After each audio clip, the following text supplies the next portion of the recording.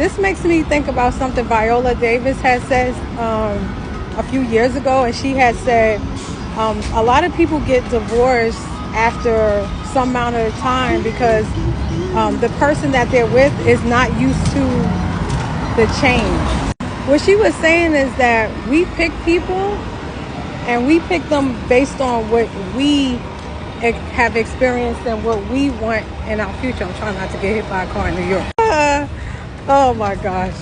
But you have to pick somebody and you have to really study the person's speech, their language, how they articulate themselves. And you have to really analyze their mind and how they process things, and also their relationship history, their family history, their connection with God. So many things goes into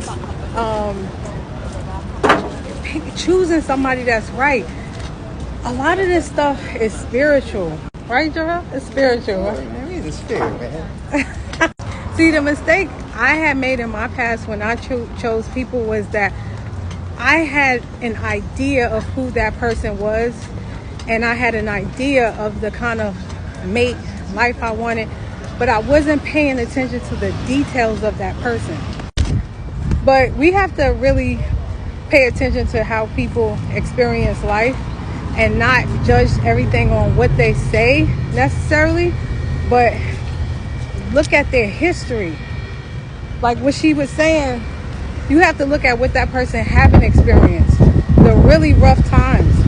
Like for me, I feel like if a man hasn't gone through his wilderness experience in Christ, I don't want him. If you haven't gone through some true suffering and went through a season of purging and sanctification and transformation through God, I don't want you.